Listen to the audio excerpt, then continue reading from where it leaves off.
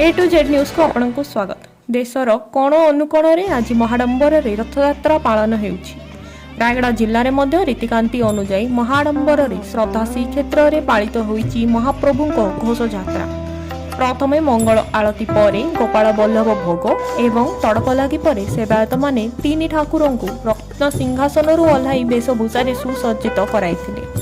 परे तीन ठाकुर गोटी पहंडी नियाजाई रथारूढ़ करा जायतिला एवं भक्त मानक भिड़े तीन ठाकुर रथ टଣା आरंभ होइतिला।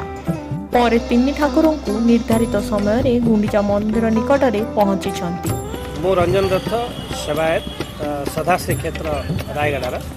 जय जगन्नाथ जगन्नाथ स्वामी नयन पथगामी भवतु में आज पवित्र रथयात्रा से उपलक्षे सकाल सकाल तीन ठाकुर मंगल आरती पर गोपाल बल्लभ भोग होता तड़प लगी से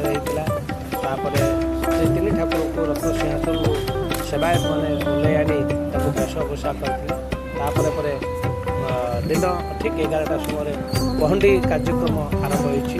पहंडी बर्तमान तीन ठाकुर को गोटी पहंडी रथारूढ़ कर संध्या 4टा समय रथ टाणिबार कार्यक्रम रही।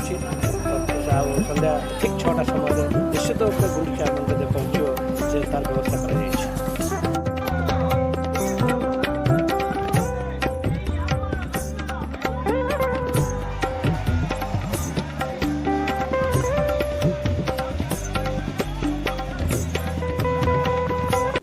जिलार टिकिनिकी खबर देखा आमर यूट्यूब चैनल को सब्सक्राइब करूँ और आमर फेसबुक पेज को फॉलो करूँ।